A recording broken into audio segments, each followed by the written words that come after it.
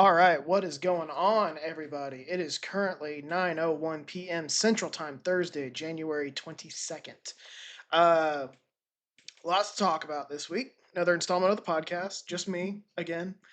Uh, Another installment. We had a pretty good weekend of football, I would say. It was a long weekend. Shout out to all those who had a long weekend. I know I did, and I enjoyed myself. Um,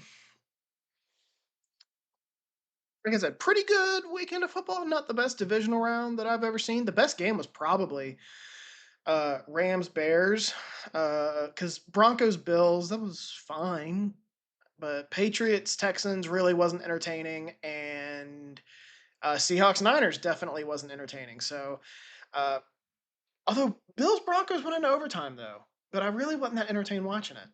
It was fun. So I actually want to start things off with the national championship between Indiana and Miami. I think that's the biggest story right now in football is the national championship because we have something unprecedented in college football, which is a program that is not historically a blue blood in Indiana winning the national championship. And honestly, I'm thrilled. I'm wearing a West Virginia hoodie. I am a fan of, a team that's not one of the elites in college football, and I have been resigned to the fact that for a couple of years now that it's never going to happen for any team that's not one of those elites. I don't know how else to describe it. So, but I will go into a little bit further detail. Since like the 90s, maybe the 80s, the national champions have been a list of about 20 programs. It's been I'm trying to go in geographical order. It's been Miami, Florida, Florida State, Georgia, Clemson, Penn State, if you want to call it that, or if you want to call them one, if you're going back to the 80s, even though they have, I'm just bringing them up because they haven't won anything in 40 years. But Ohio State, Michigan, and then Bama, Auburn, Tennessee, LSU, Texas, Oklahoma. I would throw USC in there. I think that's 15 right there. And you could throw in A&M, even though they haven't won anything, but you could throw A&M in there. But Nebraska was the other one I was thinking of. Uh, but yeah, the list is small. I'm serious, you can count the all the previous 25 or 30 national champions have come from that list of programs. It's last year was Ohio State, and then 2023 was Michigan, and then Georgia, Bama, 2019 LSU, 2018 was I should have printed this out. I'm doing this freehand. Clemson, and then Bama, Clemson, Bama, Ohio State, Florida State, Bama, Auburn, Bama, '08 Florida, '07 LSU, '06 Florida, '05 Texas, '04 USC, '03 who was '03? I'll think of it here. Was it LSU? I think it was LSU. 2002 Ohio State, 2001 Miami, 2000 Florida State. Was it Florida? No, Oklahoma. 99 was Florida State. 98 was Tennessee. 97. I'm not as good with the pre BCS national champions. I believe 97 was a split between Nebraska and Michigan. 90. I don't know. 96. 95 and 94, I think were Nebraska. 93. I should know this because West Virginia was undefeated. Florida State. I don't know 92. 91 and 90, I know it's some mix of like Colorado and Washington. Like that's where it's an outlier. And then you get in the 80s. I know Miami was somewhere in there too, I think 90 or 91. Then you get in the 80s, like I know 88 was Notre Dame. I forgot about them. Also them. But anyway, so I've gone back 30 years, 40 years almost at this point. It's been the same list of 15 to 18 programs that have won the national title in college football. And this time we don't have one of those programs. This time we have not just not one of those programs, one of the losingest programs in college football history. Indiana it's not like a Florida State situation where Florida State created its program in like 1945 and it doesn't have very many wins and it stunk for a while until Bobby Bowden showed up. It's not that at all. Indiana has been around since 1887, so we are approaching 150 years of football. Have not exceeded 550 wins as a program, I believe. I could be. I didn't check and see if that number tracks with if they're counting this year or not. I don't know if they are, but if they have surpassed it, it's not by much. So fewer definitely than 600 wins, total wins. A win percentage well below 500 at like 426. So this truly is unprecedented. And it gives me hope for college football. It gives me hope for as a West Virginia program or a fan of West Virginia. It gives me hope for a Texas Tech. It gives me hope for, you know, pick a non elite school that can win a national title. And one thing that NIL has shown is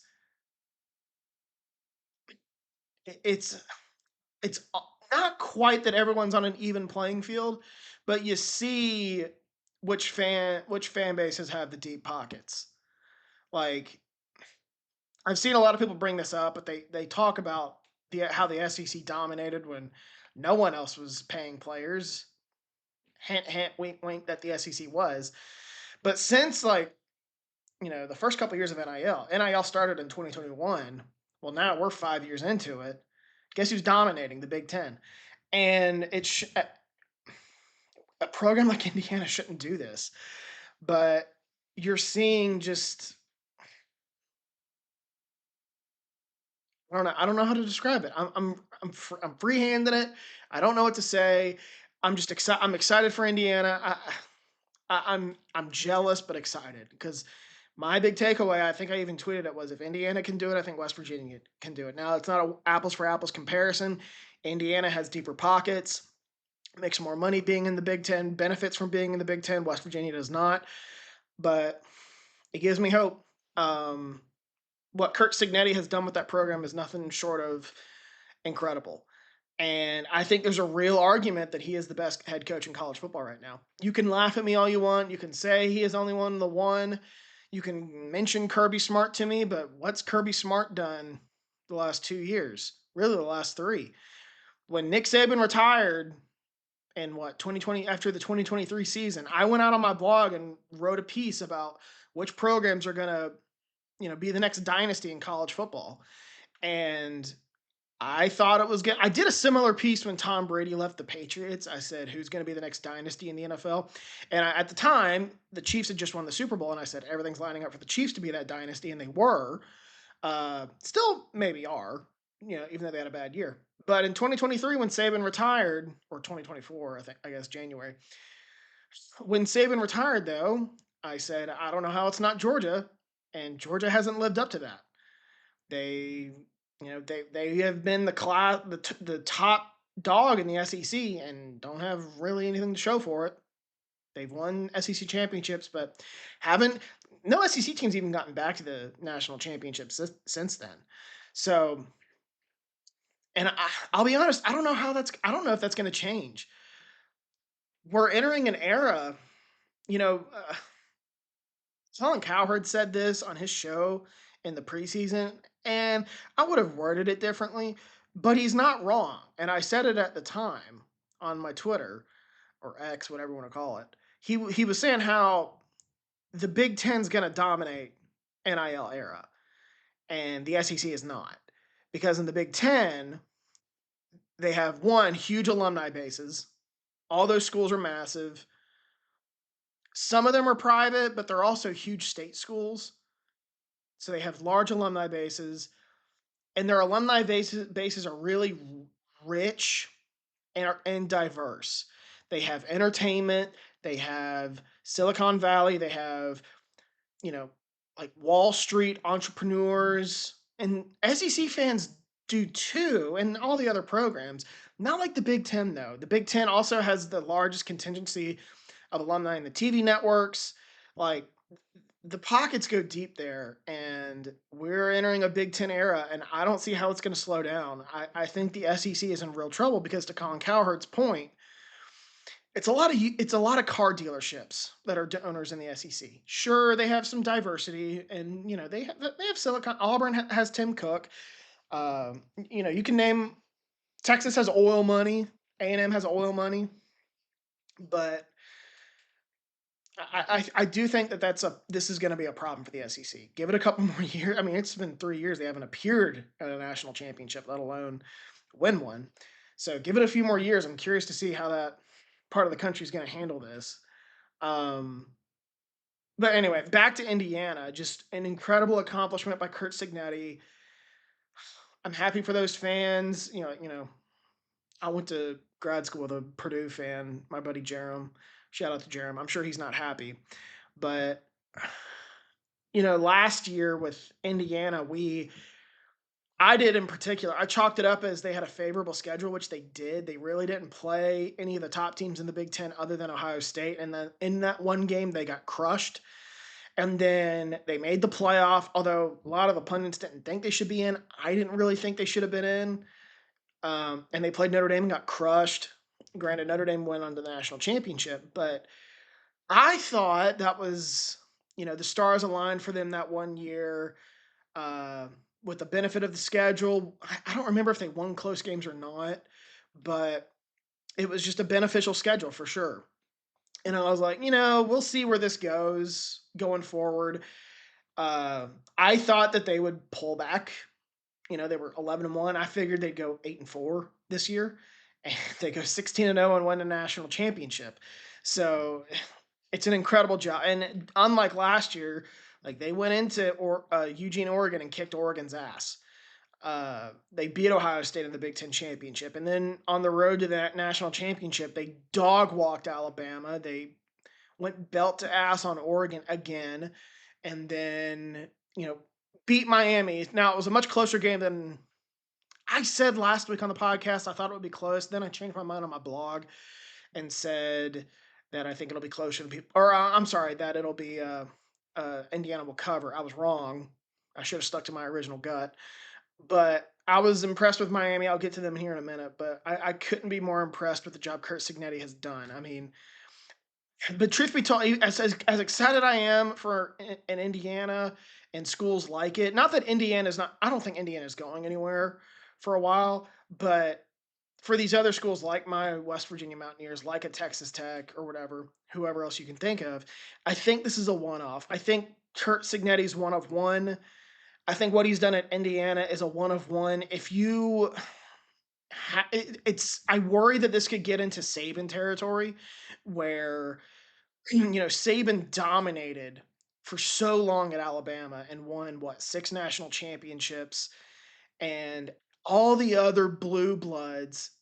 I mean, every program in general wanted what Alabama had during that stretch, but especially the blue bloods, and they became jealous. And there was a time where Ohio State like flirted with firing Ryan Day. Now I don't think they will now that he's won a national championship. But like every program was like looking at Alabama, especially the top ones, and saying, "Why can't we do that? Why aren't we doing that?" And it turns out Saban's just one of one, and I think the same needs to be applied to Signetti. It's a one of one. I don't know if it'll happen again, but it shows it can happen if you have the right guy. That's a huge if, though. So I'm excited. I was rooting hard for Indiana. I love Fernando Mendoza. I should make that clear for this podcast. That is when James comes back on the podcast, whenever that is. We are gonna hype up Fernando Mendoza so much going into the draft. We both love Fernando Mendoza. I think he's a stud, a prospect. Just seems like a good dude. I saw his reading list, and like the top book was a book by Navy SEALs, and I was like, dude, I couldn't be more in on this guy. So I don't know. I don't know what else to say. I'm super excited for Indiana. It gives me hope. It gives me a little bit of hope that some of these non-blue blood programs can actually win. Where I had been resigned to the fact that uh, it would never happen. I know I rambled there, so I'm going to move on uh, and get to Miami. Um, I've been very impressed with the job Mario Cristobal has done at Miami. When who was the coach there? Manny Diaz was there. Um, because that whole thing was so weird. There were reports that they had hired Mario Cristobal before they even fired Manny Diaz. Like it was like Mario Cristobal in line to be the next head coach at Miami. I was like, they haven't even fired Manny Diaz yet. So it was just a very weird situation to start things off. Now it took him a couple years, but you're seeing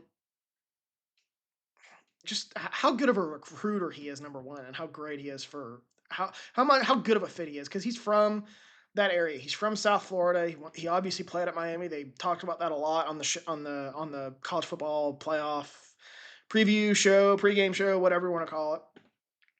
And you saw all that come to fruition this year. That team was really impressive, and I have to give Mario Cristobal a ton of credit. That's the guy I have not been very high on. I've always said I think he's a great recruiter. I don't think he's a great X's and O's guy. Well, this team showed that he can at least motivate his guys and get them to play at a high level. Like they were dominating in the trenches. I mean, they dominated Ohio State.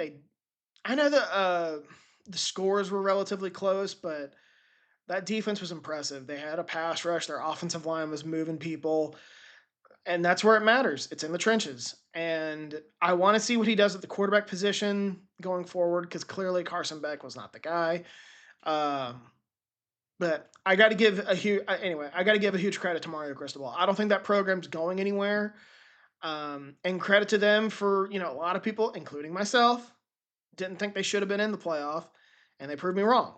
And went on a run. And I don't think this program's going anywhere. I think that and honestly, this team got screwed because of the messed up tiebreakers in the ACC.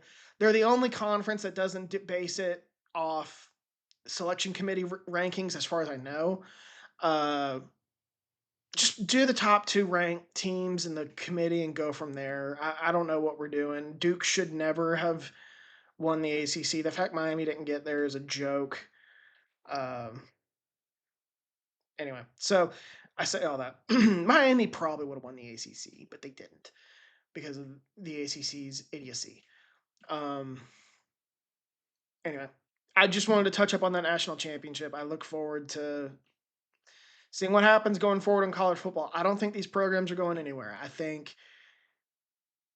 Indiana might have become the top program in the Big Ten. There's no reason to think Signetti won't do the same thing next year. Uh, but I will still probably give the advantage to Ohio State. We're a year removed from them winning the national title. I don't think they're going anywhere. I think it was just Indiana's year. They dominated. Things went their way. They lucked out that Ohio State didn't make it to the national championship. Indiana probably would have won anyway, but it was just their year. There's nothing else to say. So, and then Miami. Cristobal's got that program where he needs it. He's gonna lock down that South Florida area, which is gonna hurt other programs like Florida State, other SEC programs, even other East Coast programs. Clemson doesn't, as far as I know, doesn't really get into South Florida, but I know my West Virginia Mountaineers have done it on occasion, and I know that there are others. So it was a fun college football season. I really enjoyed watching the playoff. I mean, I will say this. I'm going on way too long. I was against the 12-team playoff, and I still kind of am, but it's been a success. It watching the games on campus sites. I phrased that poorly. Watching playoff games at on campus stadiums is awesome. I wish they did it past the first round because this top four seed should host on their own campus. I love watching that. I have always wanted college football to be that way, and we finally have it, and it's awesome. I wish we could get rid of these bowl games and have it be on campus until the national championship. So, like for instance, this year, like everyone would have had to gone through Bloomington. I think that would have been really interesting. I don't think that there's going to be a shot in hell of that happening in the future. But it the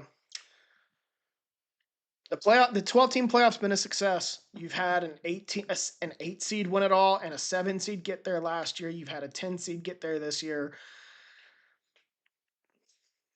Maybe they were right. Maybe we needed to expand. Maybe we need to expand again. I don't know. I still don't. I'm still hesitant to that idea. But I'll leave college football there. Let's get to the NFL. Um, I'll start in the AFC. Well, let's start with the I'll combine these two. So the big game in the AFC was Broncos Bills. A game that the Bills won, and I was obviously being the president, CEO, founder, whatever you want to call it, along with James of the Josh Allen fan club. I was rooting for the Bills. And there was a moment in that game where I began to worry.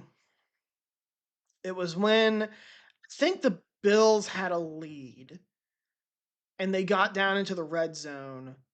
And if they had scored a touchdown, it would have been over. But they kicked a field goal to go up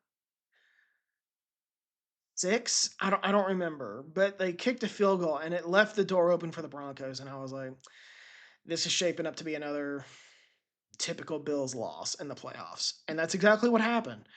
The Broncos went down and scored a touchdown, and then Josh Allen willed them back with a game tying touchdown. I'm sorry, not touchdown, field goal to tie the game to send it to overtime. And then I think the teams exchanged possessions in overtime, and I think the Bills even had the ball for a minute, and it was a next score win situation, and they just couldn't do anything with it. And then the Broncos ended up winning.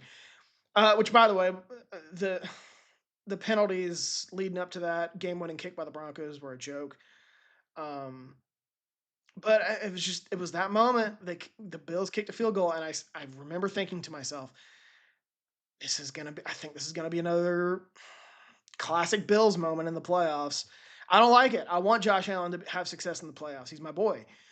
But it felt like that was coming once that decision was made, and that's exactly what happened. And then the Bills respond. I'm talking about the loser. I can't believe that. I started by talking winner with the national championship. Now I'm talking loser uh, for the NFL. Anyway, but this is the big story: is the Bills followed it up by firing Sean McDermott, and I was surprised. I wasn't necessarily shocked, but I was surprised because you rarely see teams do this after a loss in the postseason. Fire a coach. It doesn't happen very often. I can't remember the last time it happened. I think the Titans did it one year. I think they fired, was it Mike Malarkey? It was right when they hired Vrabel. I remember that much. And I remember when they made that decision, I was like, you're behind the 8 ball. What are you doing? And I feel the same way with the Bills. I think that's why teams don't do it, is because you're behind the 8 ball. All these other teams have had a week to do their searches and conduct some interviews. And the Bills are behind the 8 ball now. And as far as I know, I don't think they've hired anybody. Am I right about that? I think I'm right about that. I should probably look that up. Uh, it's been a crazy week with this coaching news between Tomlin and then Harbaugh, then Tomlin, and then McDermott. Stefanski was thrown in there. Have the Bills hired head? Did that say hired Trump? Yeah. Have the Bills hired Trump? That's great. Have the Bills hired a new coach? Uh, does not look like it. Uh, so I get it with the Bills. I was listening to Big Cat talk about it on his podcast, and I remember him saying, and he's right. I think some circumstances are different, but he's right. If you look at the track record of coaches to win a Super Bowl, they're first, not if they've won multiple, but when their first Super Bowl. It's usually done within the first 5 years of getting that job at the organization. If you look at Andy Reid is an exception, but if you look at Nick Sirianni within 5 years, so Sirianni and then Reid, Sean McVay was within 5 years. Who was the coach? It was Reid, Belichick, Doug Peterson was within 5 years, and then it was Belichick, Kubiak within 5 years, Belichick again, 2013. Carroll, I think that was within 5 years of taking the Seattle job. That was around 09, or I think it was 2010, 10, 11, 12, 13. Yeah, within 5 years. And then 2012, Harbaugh. I believe that was within 5 years. 08, 9, 10, 11, 12. Yep. So you have Harbaugh. 2011 was Coughlin, but that was his second one. 2010, Mike McCarthy. That was within 5 years of him taking the Green Bay job. 2009, Sean Payton within 5 years. 2008, who won in 2008?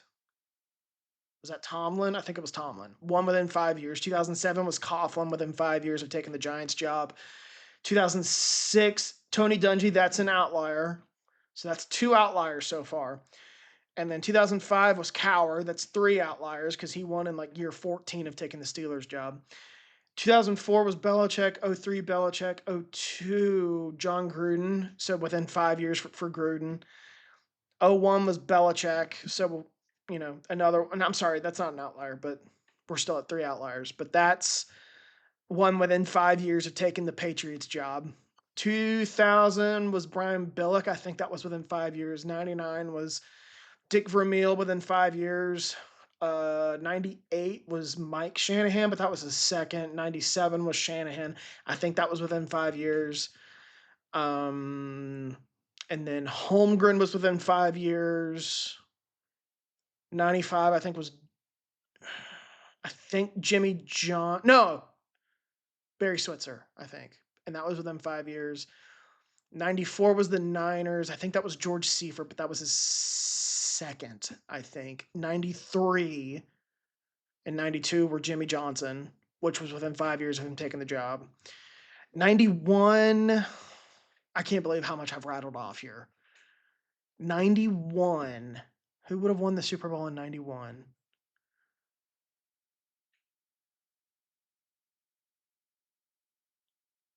'95 was 30, 29, 28, 27. Super Bowl 26, I think that was the Niners.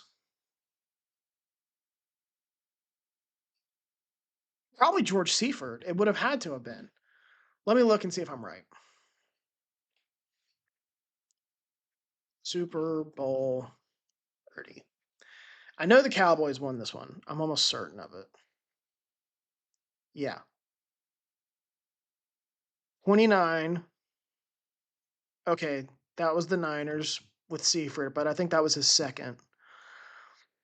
Jimmy Johnson with his second, and then Jimmy Johnson with his first, and that I'm almost certain that was within 5 years. 26 was the Redskins. Okay, but that was Joe Gibbs, I think that was his third.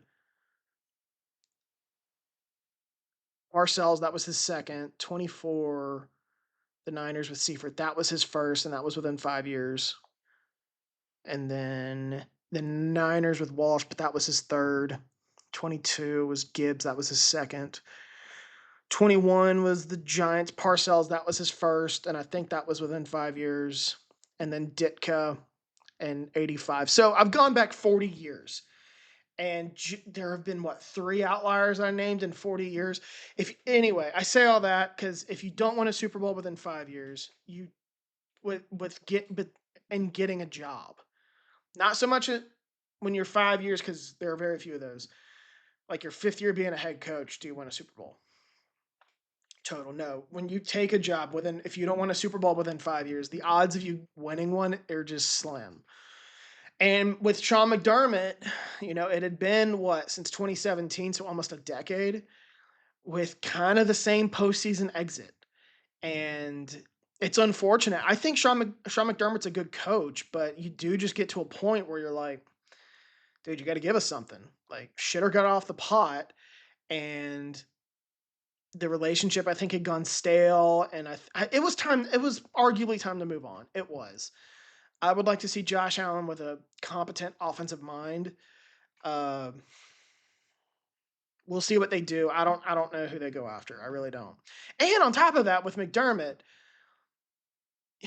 results are one thing, but like one thing that I ask of you is, depending on if you're an offensive mind or a defensive minded head coach, I expect your side of the ball to be doing well.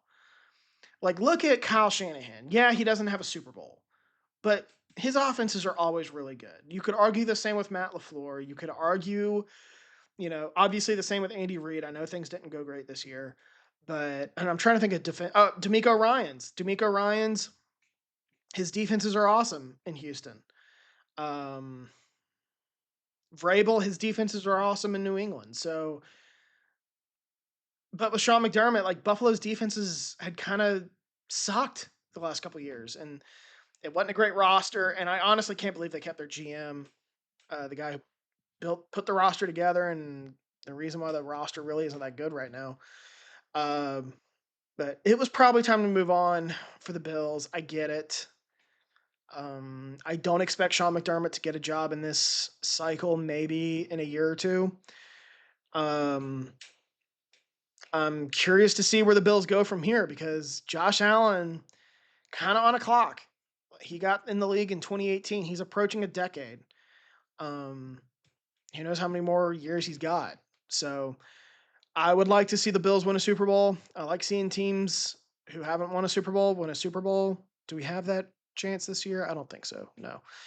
Um, but that was the big news of the coaching side, and I'll get to the rest of the coaching carousel here in a bit. But that was the big news probably over the weekend, was the Bills losing and firing Sean McDermott. Probably the right move. I get it.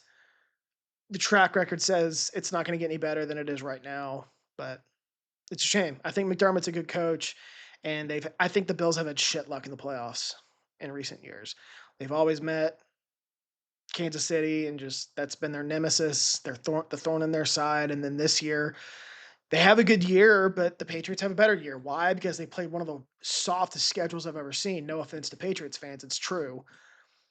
And then what do the Bills end up with? They end up with the 6th seed, and they got to go on the road what would have been 3 times to make it to a Super Bowl. So, um, yeah, tough break. And then as for the Broncos, speaking of tough breaks, they have. I don't feel sorry for them necessarily, because unlike, not so much unlike, but like the Bears and a couple other teams, the Patriots, everything has gone the Broncos' way this year. They've been pretty healthy, and they've won 11 one-score games out of 13. I really don't feel sorry for them that they lose Bo Nix. It's a bad break, don't get me wrong. You get all the way there, you win a meaningful playoff game, only to have your quarterback break his ankle on a meaningless snap, that was setting up a field goal, just where he was taking a knee. Just a horrible break for the Broncos, but I don't really feel sorry for you. You've gotten every break in the book up to this point. It's one of the reasons why I don't feel bad for the Bears. Like, you can't have a prayer get answered every weekend, and then the second one doesn't come, be like, well, I guess we're not going to get anything done, anything to go our way this year. Not the way I operate. I keep track of this stuff, and I'm like, you know what? The Broncos have had a lot of prayers answered this season, even in their own when it comes to competitiveness in their own division. So, bad break. I don't really feel sorry for you. Uh, and then let's go to the other AFC game. Patriots Texans, not a very competitive game. CJ Stroud looked rough, but I'm going to talk about the winner first. Patriots. I'm not surprised. I picked the Patriots to win last week. I picked them to get to the AFC Championship game. I think that they have a legitimate quarterback head coach. I don't know how talented this team is. I don't know how good this team is because they've played such a soft schedule. Like, I think this team's good. I don't know if they're great, but that's you could argue that with it's a lot of teams like that this year. It's very similar to the 2021 season where it's a lot of good, not great teams, and no one really separated themselves. I think you could argue Seattle did this year, and I'll get to them in here in a minute. But the Patriots, I don't quite know what they are. I think they're pretty good, but they've also had a Charmin soft schedule, one of the weakest opponent strength of schedules I've ever seen. Opponent's win percentage, I mean. Charmin soft. However, they have a legitimate head coach quarterback combination with Mike Vrabel and Drake May. Their offensive line has played well. Their defense is playing well. They're going to be the favorite going into this weekend, and I'll pick that game here in a minute. But I don't think people should be shocked. Foxborough is a real home field advantage, and I'm not surprised that the Patriots have been able with as a, I mean, this was such a wide open AFC.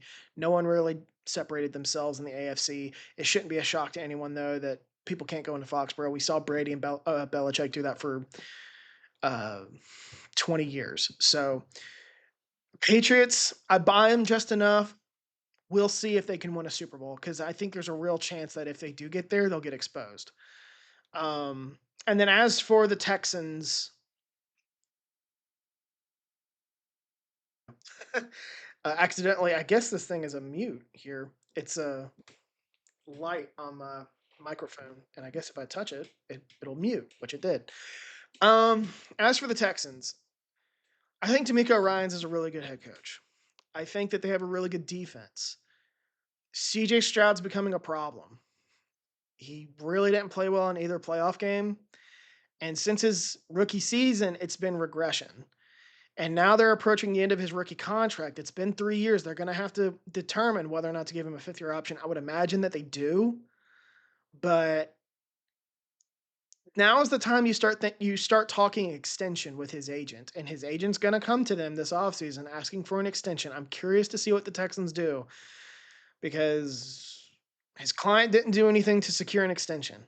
And that 2023 season is long in the rearview mirror where it looked like he was a top 10 quarterback in the league, and it's been nothing but regression since. He's had spurts of playing well, but it's been regression. And he didn't silence the critics in these playoffs, and definitely not against that game against the Patriots where he really struggled. The Texans, I don't know where they go from here. I really don't. I think that they're stuck because you're not really going to move on from CJ Stroud. Maybe you hope for beefing up the O line. Maybe he get him as comfortable as possible. Maybe it works. But I think that they're in a bit of limbo right now. Not too dissimilar from where they were like a decade ago when J.J. Watt was awesome and their offenses stunk. And difference is I think this time they have a really good head coach. D'Amico Ryans is a very bright young head coach. And they have a stud defensively in Will Anderson. D'Amico Ryans is getting the most out of that defense. And, CJ Stroud's better than anything J.J. Watt had at quarterback. Other than the couple years with Deshaun Watson, I suppose.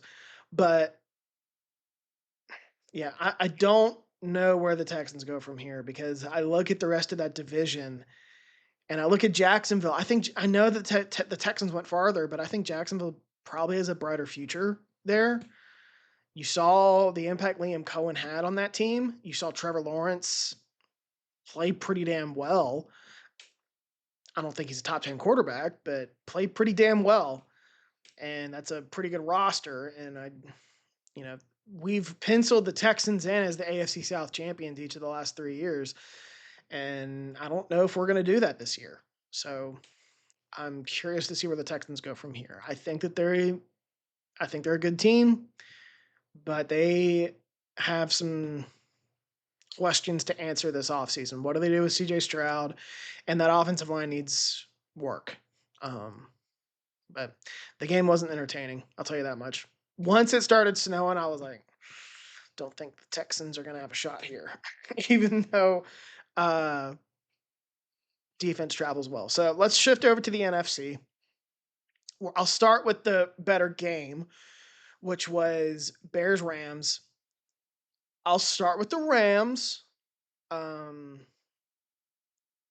that that was a pretty resilient performance. I mean, we've talked about resiliency with the Bears all season long, but that was a pretty resilient performance, I thought, by the Rams. Weather not in their favor, crowd not in their favor, and you saw experience, I thought, take that game over late. Stafford didn't look quite right, but made plays when it mattered. Devontae Adams made one of the best catches of the season down the sideline, I think in overtime, to set up, I believe, the game-winning field goal, or to put them in a position to kick a field goal, or I'm sorry, on the same drive that they kicked the game-winning field goal. I think that's how I want to phrase that. But um, I think, hang on, I've got to plug in my laptop. I think the Rams. Well, one my biggest takeaway with that game was one, how resilient the Rams are, how well coached they are, and playoff experience. But also, you've seen why indoor teams don't fare well outdoors in the playoffs. Um, I have a spreadsheet of I'm dead serious of every single instance where an indoor team has gone on the road in the playoffs, and it is not a good track record. This is the first time since the 90s and second time since the 70s that an indoor team has gone on the road twice and won two playoff games in the outdoor road playoff games. This shouldn't be overlooked.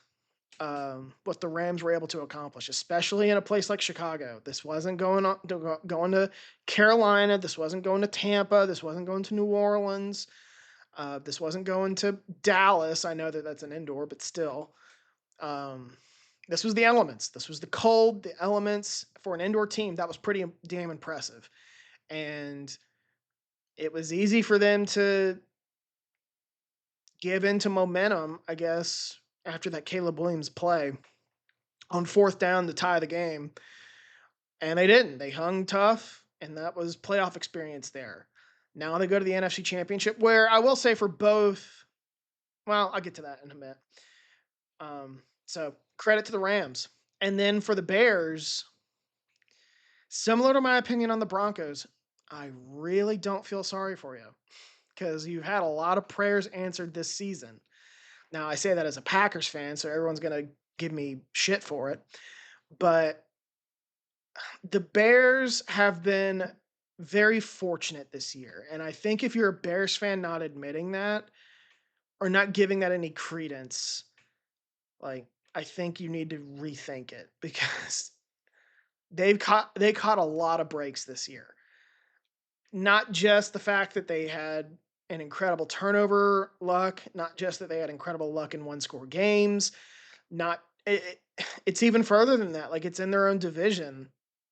Minnesota and Detroit both regressed and were relatively healthy. The Lions not so much, but the Vikings were, and they regressed. The Lions never quite put it together and regressed. The Bears need to be thanking the Lord above that Micah Parsons tore his ACL and all the other injuries the Packers had, or else the Bears probably don't win the division. And they got to go on the road to Lambeau. But I will say, like, there are positives with this Bears season. Like, it is clear Ben Johnson knows what he's doing. Like, I think on the offensive side of the ball, we'll see what kind of head coach he is going forward. But you saw his impact with the Bears offense.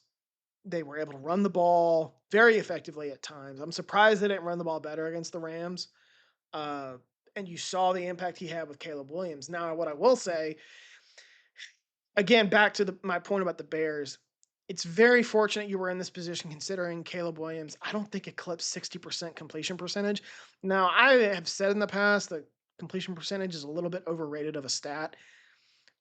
I'm not wavering from that, but what was his completion percentage this year? Just out of curiosity. Was it below 60%?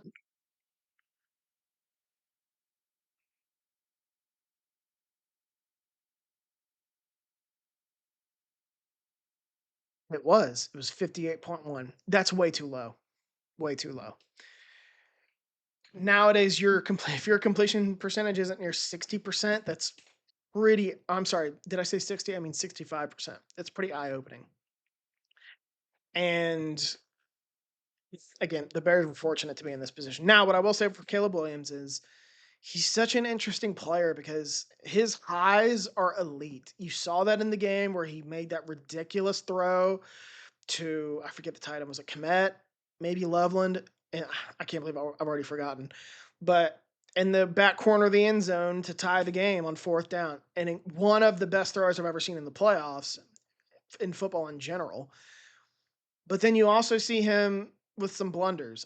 Not just some, quite a few. But there's no question that his highs are there. Maybe the Bears get lucky and he takes like a Josh Allen leap in year 3. Maybe he figures it out like Jordan Love does. But we've seen, 34 games of him now. It's rare that it's going to get any better than this. It's rare. But it does happen. Like I said, look at Josh Allen, look at Aaron Rodgers, look at Jordan Love. It does happen.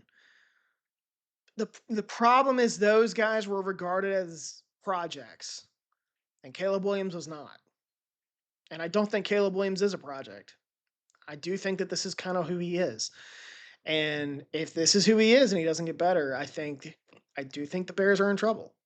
So it's easy to think right now that this team has a bright future, and I agree they do have a bright future. Because I think Ben Johnson is a very bright head coach. I don't know if Caleb Williams is their guy. And they're going to have a decision to make. Well, I guess it's next year, but I don't know. I'm not as high on the Bears as others. I saw some Barstool guys say that this is the worst version of this team that they're going to get. I wholeheartedly disagree with that. I think there's a real chance this is the best version of this team. I don't know if it's a slim chance or a great chance or a medium chance, but I do think there's a chance that this is the best version of this team. Because now you're drafting in the back half of the order. Your defense had holes. You're not going to get the same luck next year, probably. The division will be healthier and should be better than it was this year. And you have the 3rd best quarterback in the division. We'll see what kind of head coach Ben Johnson is, but I still think you got to give the nod to Campbell and LaFleur, even though they both have questions. And it's not like O'Connell's some slouch of a head coach, even though I've been harder on O'Connell than other people. But I don't think that this should be all sunshine and rainbows in Chicago. I think that the fans have a right to be excited, but I do think that there is regression coming for this team. And I think this team overachieved. I think they caught lightning in a bottle, and we'll see where they go from here. There's a real chance that they get better, but there's also a real chance that this team regresses quickly. Look at what Washington did last year. They were in the championship, NFC championship, and I didn't think that team. I went back and forth on whether or not the Washington would regress, and I ended up choosing that they would regress, and I ended up being right. And right now, I'm in the same boat with. Actually, I'm more so in the boat with the Bears than I am the Commanders, or than I was with the Commanders, where I think the Bears are going to regress next year. It's the way things work. It's when you get that kind of luck, you're not going to get it the next year. And you better hope that the rest of your team improves. It happens, but it doesn't happen very often. So, looking ahead to Championship Sunday, I'll start in the AFC, where right now it's Broncos, Patriots, in Denver. No Bo Nix, and the spread of the game is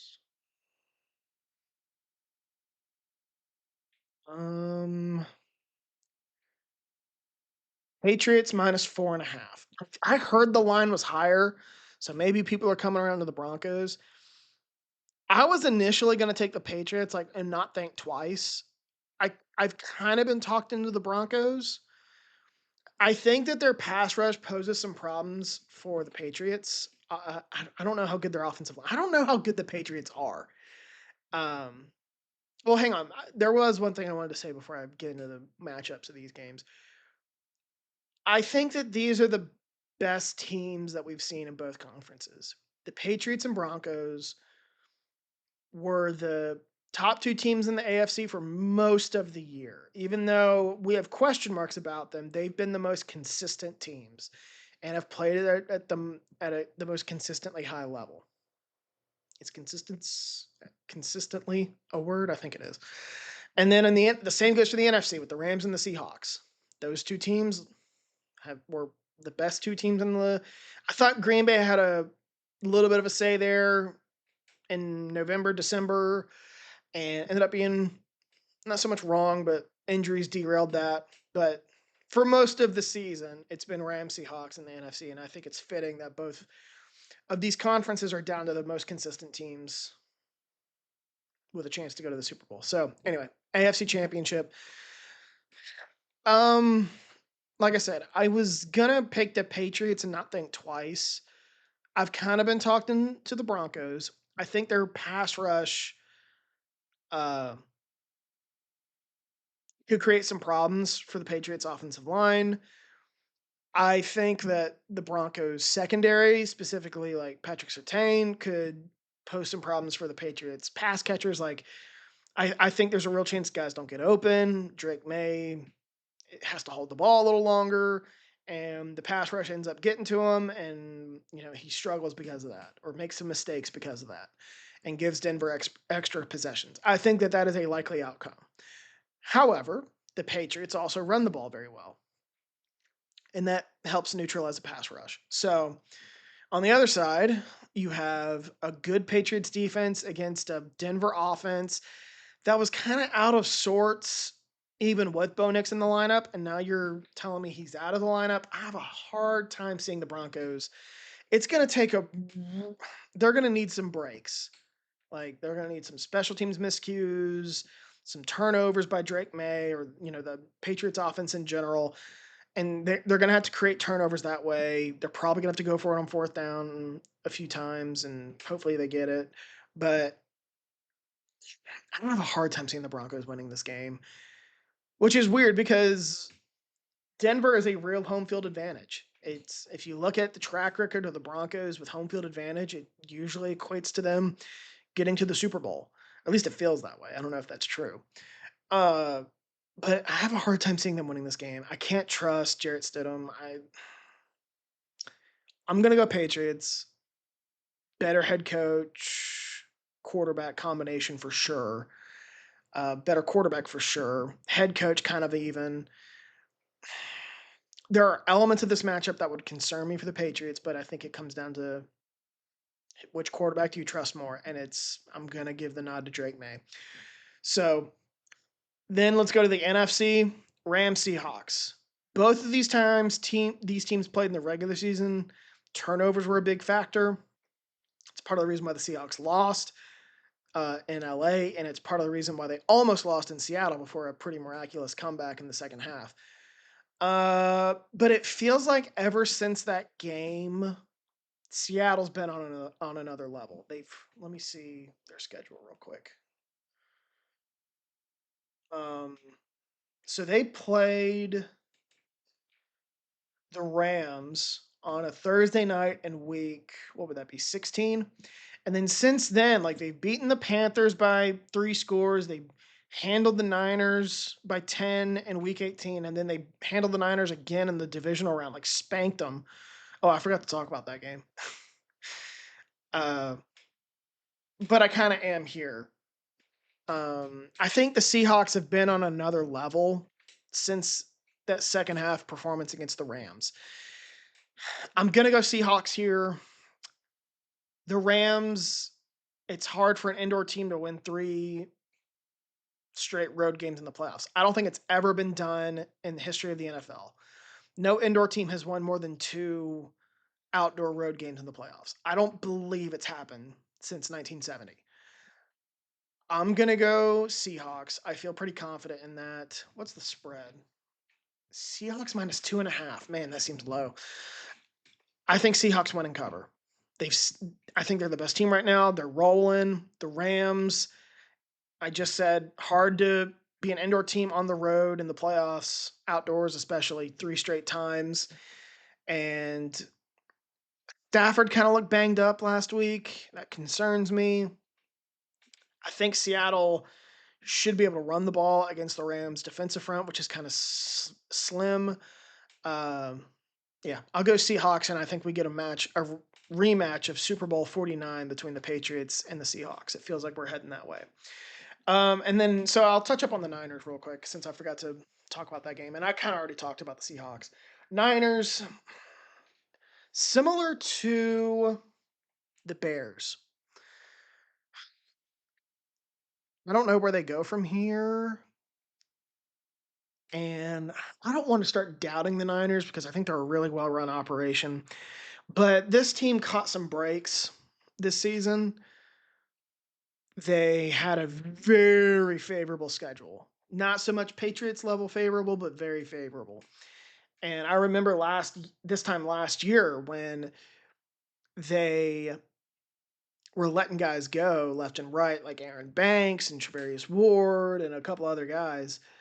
And I was like, man, this team's really not going to be any good this year. And then I looked at their schedule and their opponents, and I'm like, holy crap, like they're going to win 12 games, 11, 10, 11, 12 games next year. And they did. And if it was the Niners from 2022, 23, they would have won probably 15. They had a very favorable schedule. I don't expect them to get that kind of schedule again in 2026, although I'm not familiar with their opponents. We'll see how the schedule ends up breaking down as the offseason progresses and we get the full schedule reveal. That's usually in May, so we'll see. But the Niners, some comments have already come out about Brandon Ayuk. Sounds like he's not going to be with the team anymore. There's a real chance Trent Williams retires. I mean, how much longer is he going to play? Then you have Christian McCaffrey, who's on approaching year. This will be his 10th season. And Fred Warner, this will be his 9th, I think. And same for George Kittle. Like this team, again, like those are your 3 most important players, and they're all getting into their later stages of their career. And your quarterback is Brock Purdy, who really struggled this year and really struggled to stay healthy and didn't play well when he was on the field, or particularly well when he was on the field. So if this team loses like Trent Williams, that offensive line becomes a major problem. Uh, their defensive front has holes. Yeah, I don't think the Niners will be as good as next year. I think that that's another regression candidate forthcoming. So that's the Niners, and I've talked about all the divisional teams, I think, now. So let's get to the coaching carousel. I've talked about Sean McDermott. I don't remember if I talked about Kevin Stefanski last week. I don't think I did, but I could be wrong. Stefanski gets the Falcons job, and I was surprised it was the Falcons. I felt like he would get the Ravens job, and I'll get to the Ravens here in a minute because they hired their coach today. I thought if I was the Ravens, I would have given him a call, but him going to the Falcons kind of cements my theory about Stefanski. I think the media and the pundits are higher on Stefanski than the rest of the league. Or else he would have gotten the Ravens job. He would have taken the Steelers job, and he didn't. He jumped at the opportunity to coach the Falcons, an organization that doesn't have a terrible roster, but isn't particularly well run. It's looking for a GM. Has mismanaged its roster, has an owner that put himself in his own ring of honor, which is weird. Um, so I, it kind of proves my theory. I've always said I think Stefanski's a good coach. I don't think he's a great coach. And the fact he's a 2-time coach of the year winner is kind of a joke. I respect what he did with the Browns, and I think that the Browns, uh, had him with one hand tied behind his back for a few years there, but I don't think he's that good, and I think the media's higher on him, and I think certain fans are higher on him than the league, and we'll see what happens with the Falcons. I think it's not a bad roster, and he's keeping Ulrich as his defensive coordinator. I think that's a smart move, but they don't really have a quarterback. Maybe he can turn Penix around. Maybe he can get Kirk Cousins to play like he did and earlier in his career, but I don't see it. I don't think it's going to work.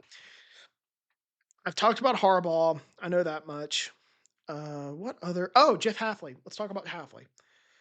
Um, Miami hires Jeff Halfley. I'm not surprised. That seemed to be where he was linked since the end of Green Bay season because Miami hired someone from Green Bay's front office to be their GM.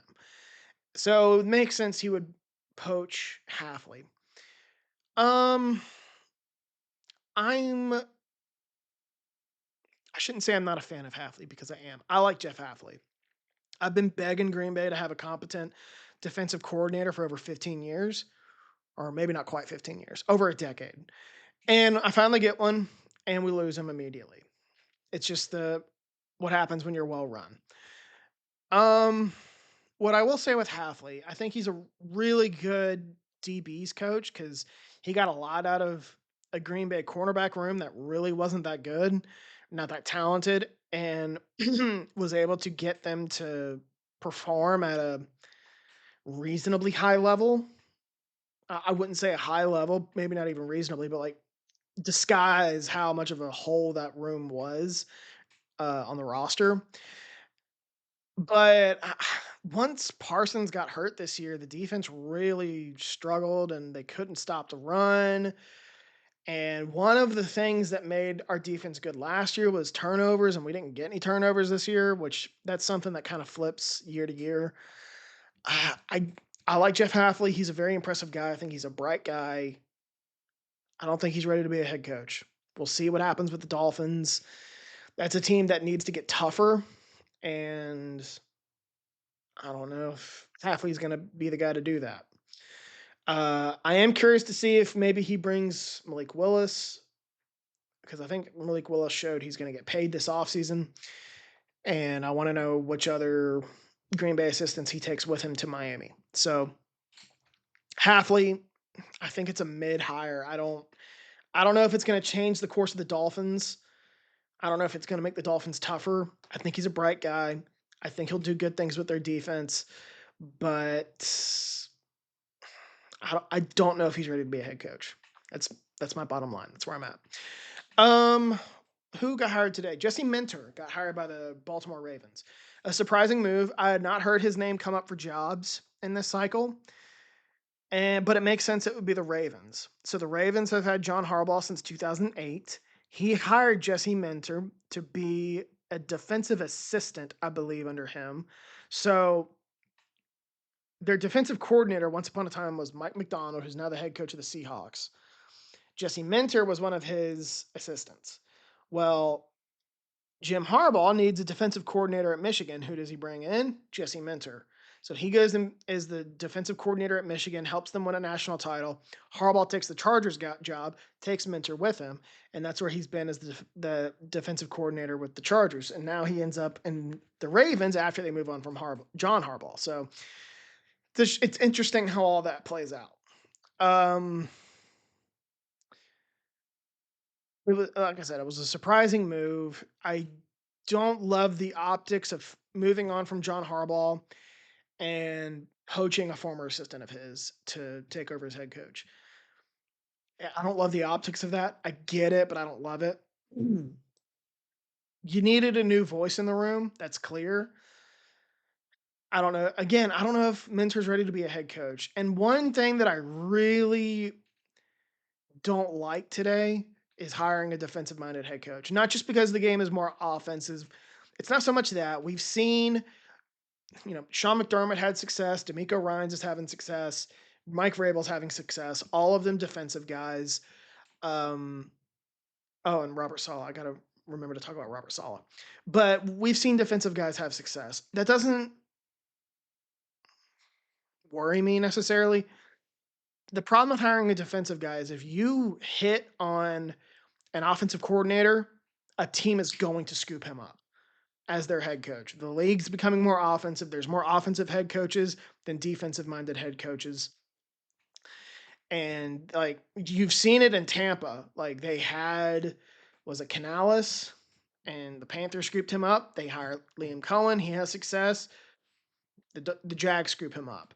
Uh, it's gonna. I mean, even for coaches who aren't defensive minds, but who don't call plays, like a Dan Campbell. Guess what? Ben Johnson gets scooped up.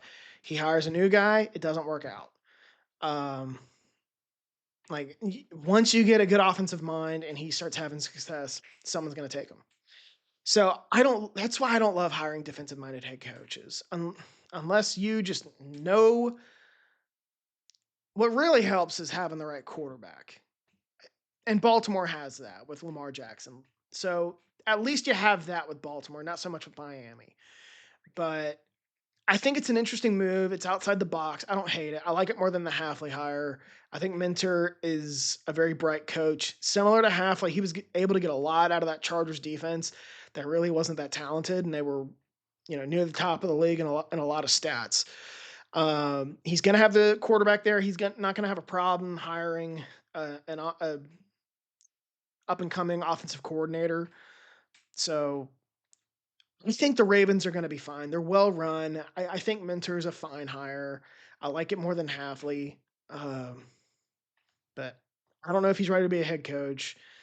And like I said, offensive coordinators are going to get scooped up in this league once they start having success. So I don't love that for the Ravens. I would have tried to find an offensive mind to lead the team, but we'll see where it goes. I've been wrong many times with head coaches. I said that to James this week. I forget what about, but I was like, I've been wrong many times. And then Robert Saleh gets the Titans job. Doesn't make a lot of sense to me as for the Titans. I don't get why Saleh would take that job. I really don't. That's a really poorly run organization. Like I mentioned it a couple weeks ago. I think the Titans could have Vrabel as their head coach, Malik Willis back, AJ Brown at wide receiver, and Derrick Henry at running back. They moved on from all of them. They have an owner who's kind of incompetent, and it's not because she's a woman. It's just because I don't think she knows what she's doing. They haven't had stability in the front office. They've mismanaged the roster. They haven't drafted particularly well. I'm really surprised Robert Saleh took this job after his 3 or 4 years with the Jets. It doesn't make a ton of sense for really either side. I don't know why you would want to hire Saleh with a young quarterback like Cam Ward. Now I think I read they're trying to get Cliff Kingsbury to be his OC. I think that would be a really good move.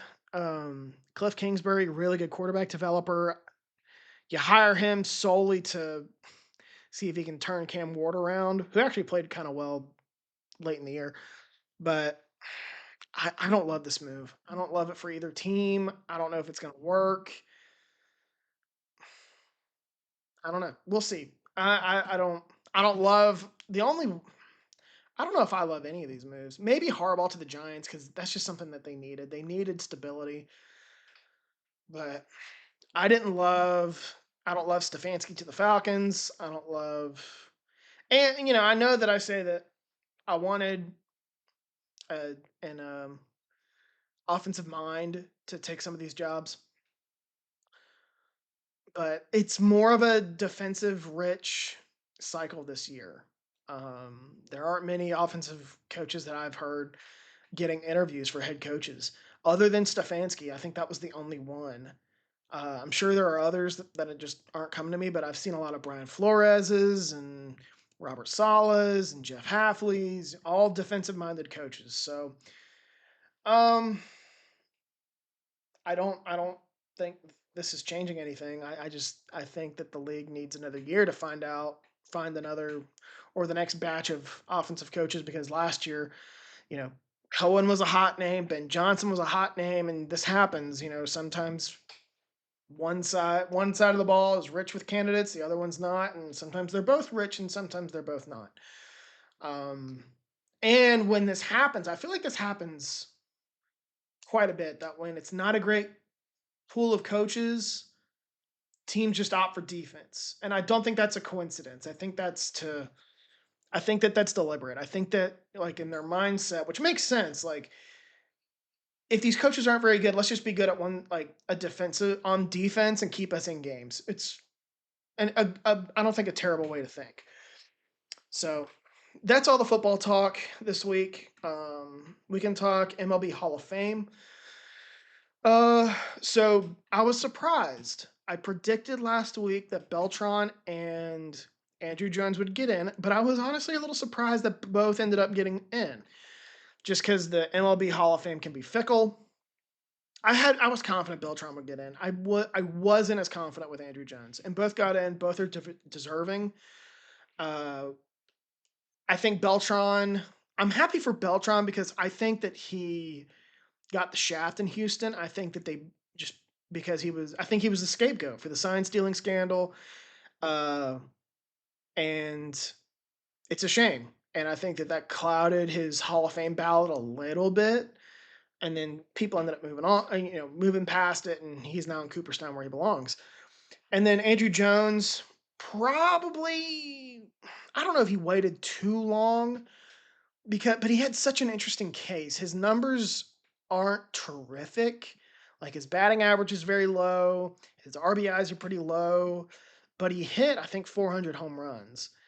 So, and he fell off after leaving the Braves, but he's one of I don't remember how many guys, a handful of guys, outfielders in particular, to win, I think, 10 gold gloves and hit 400 home runs. Like, it's elite company that he's in, and he was the only one not in the Hall of Fame. So he deserves it.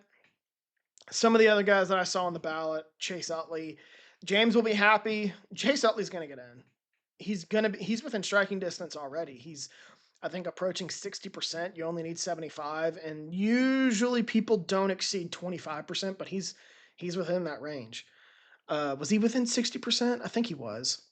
So he's within range to get in next year, and I don't have a problem with Chase Utley. I like Chase Utley. Uh, I thought he was a good player. I don't think his numbers are there, but you're seeing what popularity can do. And Chase Utley was a popular player, and everyone's flocking to him to get in the Hall of Fame. If he gets in, I won't have a problem with it. I don't think it's blasphemous if he gets in. I think it's ridiculous that he's getting in, probably going to get in first over some of those other Phillies players like Jimmy Rollins, Cole Hamels. Jimmy Rollins should get more consideration, and he finally took a step in the right direction this week. I think he eclipsed 20% of the vote for the first time. He needs to start getting like 10, like a percent gain every year of like 10 to 15. If he can do that next year, I think he'll have a shot. But Felix Hernandez is getting there. I think he'll need another year. Those are the only two, and I think Utley's probably going to get in next year, maybe. Next year, though, well, the only one who's currently on the ballot that's probably going to have a shot to get in next year is Utley. I don't think Hernandez does, nor anyone else on the ballot. And then next year, the first ballot guys, one is John Lester, who I think has an argument, but the other is Buster Posey, and he is 100%, I think, going to get in. And I think that's going to be your Hall of Fame class next year. I think it's going to be Utley and Buster Posey. Posey's deserving. Utley, not so much. If he had been like a 10th year on the ballot Hall of Famer, I wouldn't have. I was like, that seems about right for Utley. But, or like, I'll allow it. I wouldn't vote for him. I just don't think his numbers are there. But the fact he's going to get in within, I think, 4 or 5 years is pretty ridiculous. And just like I said, goes to show what popularity does, and be friends with the media as a player because they're the ones who are going to be voting for you to get in. So it's just interesting that we have a player like Utley who is going to get in so early, and then we have a guy like Johan Santana who can't stay on the ballot, and I said Chase Carlos Delgado who can't stay on the ballot, and a guy like Torrey Hunter he finally got some relief, but was barely clinging to the ballot last year. And then Felix Rodriguez isn't getting enough consideration, in my opinion. So, I'm glad that I was a little worried the Hall of Fame or the writers would not induct anyone. They've been known to do that. They've done it twice in the last 15 years. But we didn't, and I'm happy about that. And next year, I expect it to be definitely Posey, and I think Utley has a real possibility, like a higher than 50-50 shot of getting in. So it's past 10 o'clock. I didn't want to podcast. I don't. We're over an hour. I didn't want to podcast this long, so I'll let y'all go. Everyone, I know we're having some crazy weather this weekend, so everyone stay home, stay safe, and only got three football games left in total. But watch a lot of basketball and football on Sunday. Maybe you catch up on a show that you've been meaning to watch. I know I'm going to at some point. I have movies I got to watch first. So y'all stay safe. Don't be on the roads this weekend.